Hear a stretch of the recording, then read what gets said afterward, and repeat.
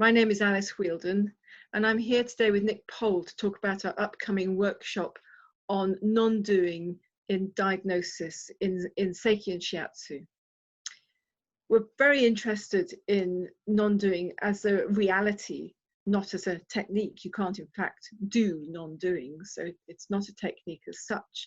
And what I'm finding as I present workshops is that people are really hungry for the kind of authentic connection that coming from a place of non-doing or silence brings, that the connection of the resonance is greatly enhanced. And I'm Nick Pohl, and I'm very much looking forward to working again with Alice in this workshop on non-doing and diagnosis, and what we mean by diagnosis, what we mean by non-doing.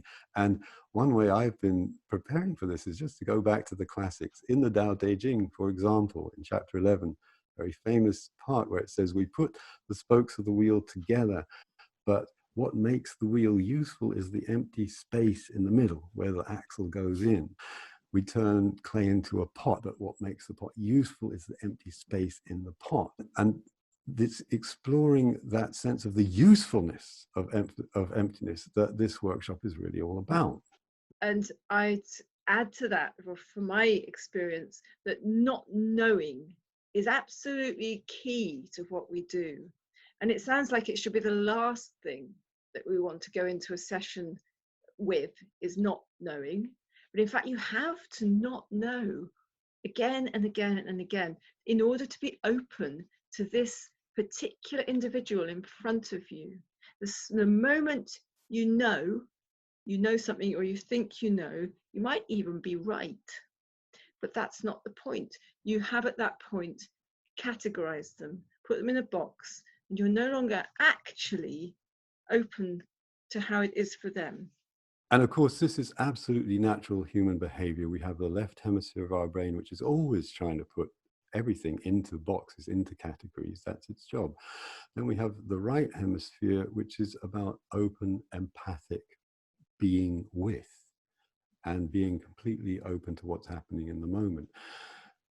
When you allow yourself to practice something like non-doing and not knowing, you just develop a greater ability within yourself for these two sides of the brain to get on with each other, to communicate with each other. When you have the courage to step into that unfolding moment, the unknown of it, and the really unknown nature of it, then although it's scary to begin with for almost everybody, I think, it actually develops you as a practitioner who can stand on their own feet and develop an inner confidence and authenticity that your clients want. That's why they come to you. It's interesting that 1,500 years after the Tao Te Ching was written, the great 13th century mystic and poet Rumi said something very similar. Every craftsman searches for what's not there to practice his craft. The builder looks for the hole where the roof caved in. A water carrier looks for the empty pot. A carpenter stops at the house with no door. And he says, workers rush towards some hint of emptiness. So don't think you must avoid it because it contains what you need. One thing we're doing in this workshop is looking at what is it that makes us avoid emptiness? What is it that makes us stay away from the idea of not doing? You can say non-doing, but you can't do non-doing. It's completely different. And when you meet people from this place of non-doing, it's not even a place, but from non-doing, from silence, you really meet them as they are. And you don't focus on the drama, the story. That's really not relevant. You focus on them, and they recognize that. They feel it. And change happens, deep change. And if you're wondering, well, what is the practical value of all this not knowing and non-doing? One way I find it really useful in my practice is in working with trauma.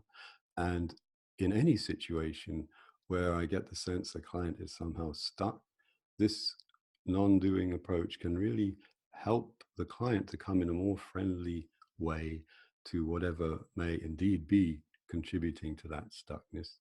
And it can also help us as practitioners to step back and to recognize there may be something within us which is also contributing to that stuckness, to recognize it, to resolve it, to move on. So we do hope you'll join us for these 3 exciting days in February, where you'll not just be exploring, but consolidating the learning so that you can take it in a useful, practical way into every session you do.